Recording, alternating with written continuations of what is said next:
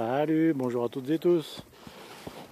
Oh, c'est pas du jardinage, mais c'est une activité qu'on doit faire si on se chauffe au bois. C'est couper du bois. Vous voyez là, il y a un peu du boulot. Je le fais progressivement, mais parce que j'ai pas eu le temps de le faire, mais bon, d'habitude, enfin, pas d'habitude. Dorénavant, quand on nous le livre en août, j'attendrai l'automne, mais je le ferai à l'automne. Mais là, il y avait d'autres choses à faire à l'automne. Donc. Bon, là, il y a de quoi faire. Et surtout, de quoi faire sans se fatiguer. Parce que moi, pendant, alors attendez, 30 ans à peu près, j'ai tronçonné à la main. Je tronçonne toujours à la main, je tronçonne pas avec les pieds, mais je tronçonnais à la main en tenant la tronçonneuse thermique.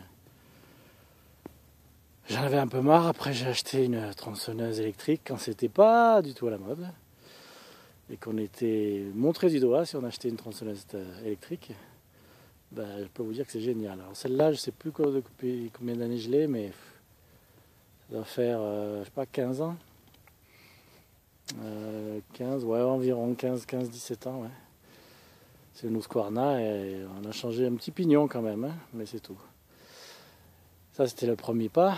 Donc d'être peinard, plus de problèmes de carbu et compagnie, quelle que soit la météo et les températures, ça démarre de suite. Donc c'est hyper bien. J'ai pris la plus puissante quand même. Hein. Donc bon, je connais pas les autres puissances que ça donne, mais moi j'ai pris celle qui était, on va dire, la mieux à l'époque. Avec un grand guide aussi. Voilà. Et quand je suis arrivé ici, j'en avais un peu marre de me taper le bois, avec la tronçonneuse à la main, même l'électrique qui est légère. Et donc j'ai trouvé ce modèle. Alors je sais pas comment ça s'appelle, je vous dirai ça, je vous mettrai le lien. Je ne sais pas s'il en existe plusieurs modèles, moi j'ai trouvé celui-là, et alors c'est fantastique.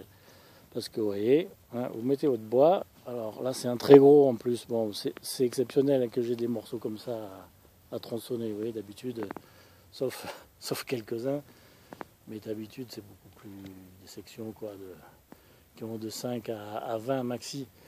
Là c'est du gros matos, mais l'avantage c'est que ce gros matos là, il va pas basculer si je tiens le téléphone. Allez, c'est parti.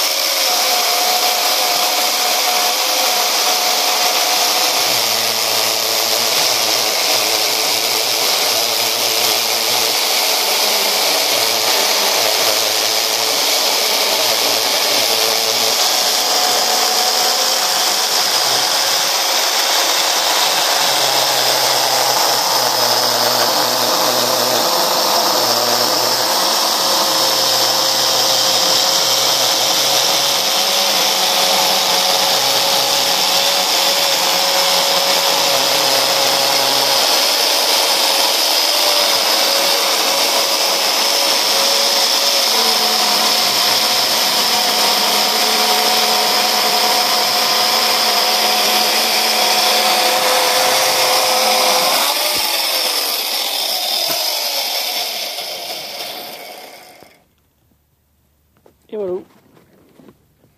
Le système est simple. Il y a une espèce de comment dire, je sais pas, de taquet qui enserre le guide des deux côtés. Alors, évidemment là c'est sale, mais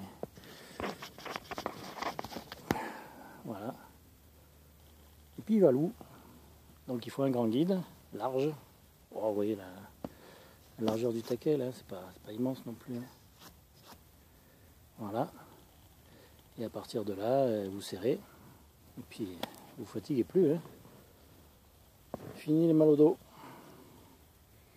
Et vous coupez des grosses sections peinard. Hein. Bon alors d'habitude il faut tenir le bois avec la main droite hein, si la section est plus petite parce que ça bascule, c'est évident. J'ai choisi exprès une grosse section, on n'a pas besoin de la tenir. Mais là quand je vais le raccourcir, bien sûr, il va falloir que je le tienne, puisque sinon ça bascule. Voilà. Mais vraiment, vous fatiguez pas avec un truc comme ça. Hein. Et puis, je suis certain en plus qu'au niveau du... Enfin, moi, ça fait 3 ans donc je l'utilise et pas de problème de guide, pas de problème de chaîne, pas de problème de rien. Hein. Donc, il n'y a pas de raison que ça ne fonctionne pas encore pendant des années. Donc, je rajoute dessous du bois pour écarter un peu de... Parce que je trouve que la gorge est un peu trop profonde, si je puis dire. Si je puis employer cette expression. Et puis on se quittera là-dessus. Voilà.